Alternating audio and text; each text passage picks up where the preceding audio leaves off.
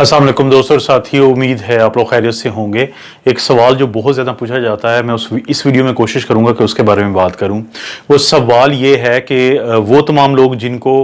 पहले corona virus की infection हुई है, उन्होंने एंटीबॉडीज़ चेक करवाई और वो एंटीबॉडीज़ पहले थी या फ़र्ज़ करें कि अभी भी हैं, तो क्या वैक्सीन उन लोगों को लगनी चाहिए? देखें, जो वैक्सीन होती है ये एक एंटीजन है, और अगर फ़र्ज़ करें कि किसी भी शख्स के अंदर एंटीबॉडीज़ मौजूद हैं और वो ये वैक्सीन लगवाता है, तो इसमें कोई शक नहीं है कि ये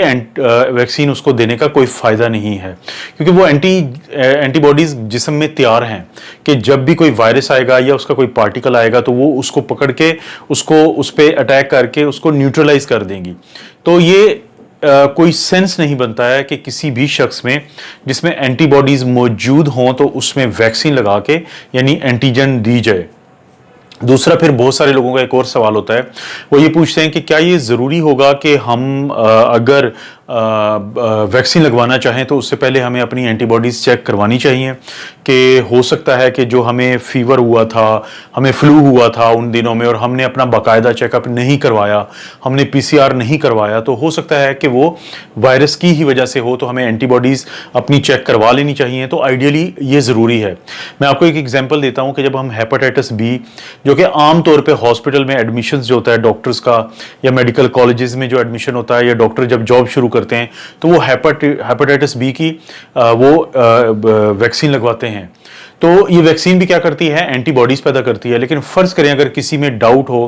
कि उनमें उन्होंने कुछ डोजेज मिस की थी, तो क्या उनको वैक्सीन दोबारा लगनी चाहिए, तो हम एंटीबॉडीज चेक करवा लेते हैं। अगर एंटीबॉडी मौजूद हो तो फिर हमें ज़रूरत नहीं होती। इसलिए तमाम वो लोग जिनमें कोरोना वायरस से इन्फेक्शन हुई हो और उनके अंदर एंटीबॉडीज़ मौजूद हों, तो उनको ये वैक्सीन देने का फ़ायदा नहीं है, क्योंकि ये लॉजिक के भी ख़िलाफ़ है। क्योंकि जो पाकिस्तानियों को वैक्सीन मिलेगी, यानी सिविलियंस को, वो मिलेगी साइनोफार्म की वैक्सीन। बेसिकली ये चाइना की गवर्नमेंट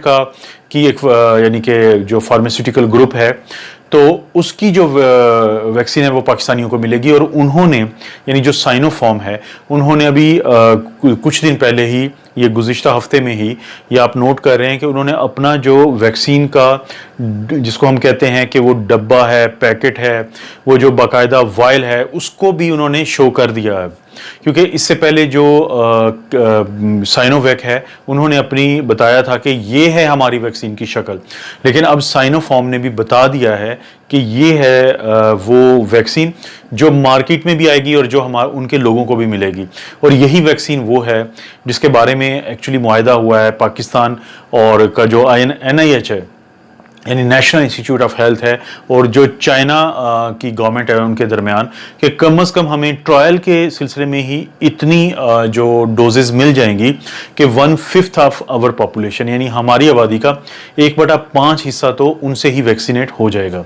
तो ये जो आप एक सवाल है, ये बहुत अहम सवाल था और इसका जवाब जानना भी बहुत ज़रूरी है। लेकिन साथ ही ये भी ज़हन में रखें कि साइनोफार्म एक और स्टेप आगे चली गई है, क्योंकि उसने जब अपनी वायल बता दी है, तो इसका मतलब है कि अब वो बहुत ज़्यादा करीब पहुंच गई है अपनी वैक्सीन को लॉन्च करने के। और बेसिकली पूरी दुनिया किसी हद तक ये चाइना पे एतराज़ भी कर रही है कि क्योंकि चाइना के ऊपर ब्लेम आ रहा था कि इसकी वजह से पूरी दुनिया में ये वबा फैली है, तो चाइना अब एक वैक्सीन डिप्लोमेसी इस्तेमाल कर रही है। चाइना कोशिश कर रहा है कि जितना जल्दी हो वो 3 या 4 जो वैक्सीन हैं वो लॉन्च कर दे, और फिर दुनिया के मुख्तलिफ मुल्कों को वो इंतहाई सस्ते दामों पे ये वैक्सीन मुहैया कर दे, ताकि अगर लोगों में गुस्सा भी है जो चाइना के ख़िलाफ़ कि वहाँ से ये सारा पैंडेमिक स्टार्ट हुआ है, तो ये चाइना इस चीज़ में कामयाब हो जाएगा ताकि लोगों के गुस्से को